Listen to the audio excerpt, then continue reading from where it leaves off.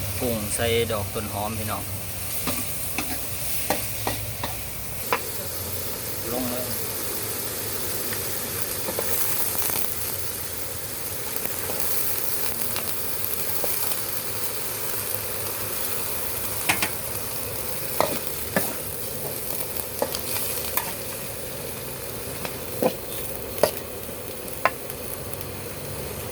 ใส่น้ำมันหอยลงไป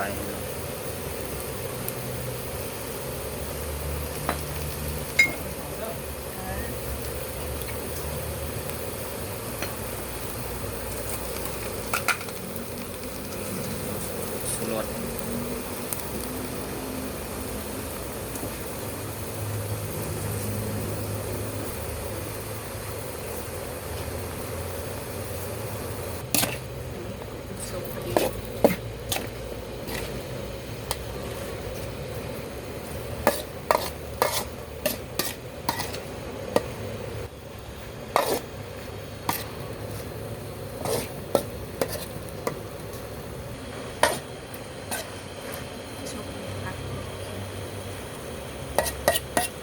สุกเลยวันนี้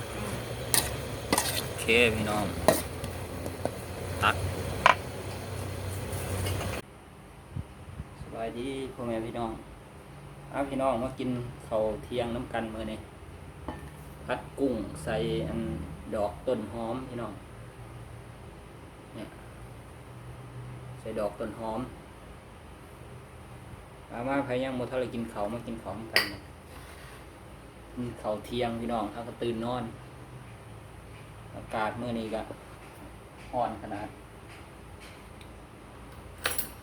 ร้อนเอาอีก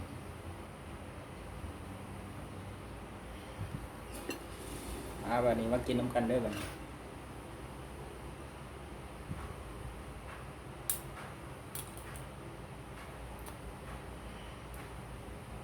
กุ้งตัวใหญ่ๆพี่น้องสด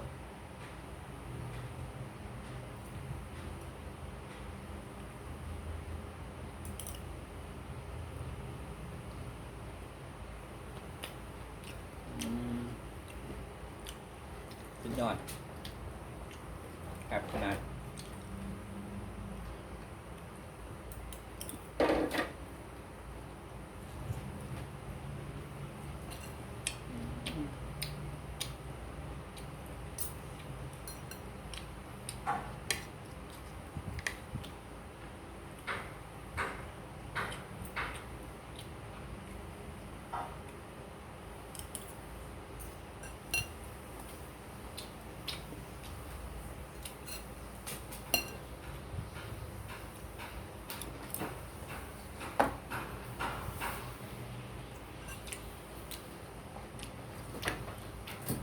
มีปลาซับนะพี่น้อง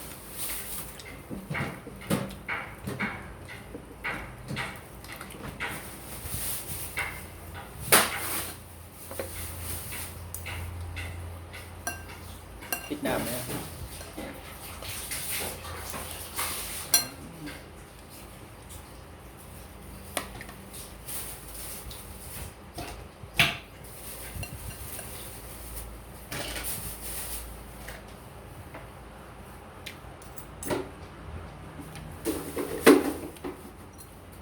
กุ้งตัวใหญ่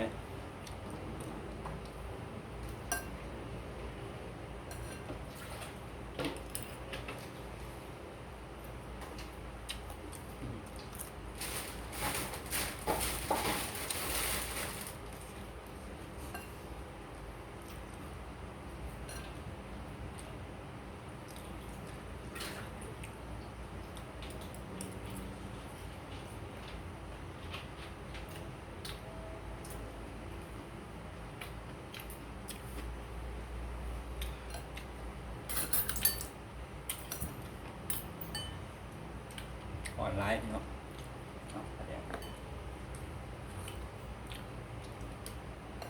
กินปลาแดกก็ได้เปิดกินเป็นตอน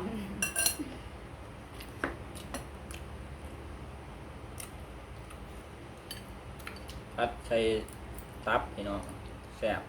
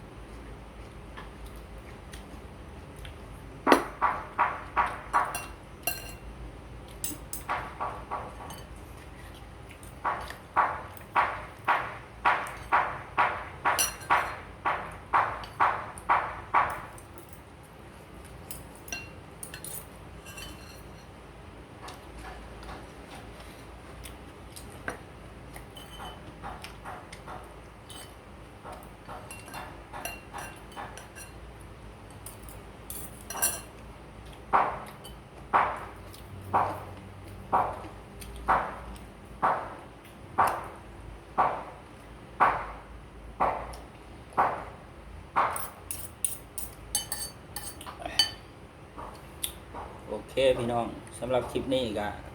ขอจบไว้สำนี้เนาะพี่น้องเนาะฝากกดไลค์กดแชร์กดติดตามให้เด้อพี่น้องเด้อสบายดี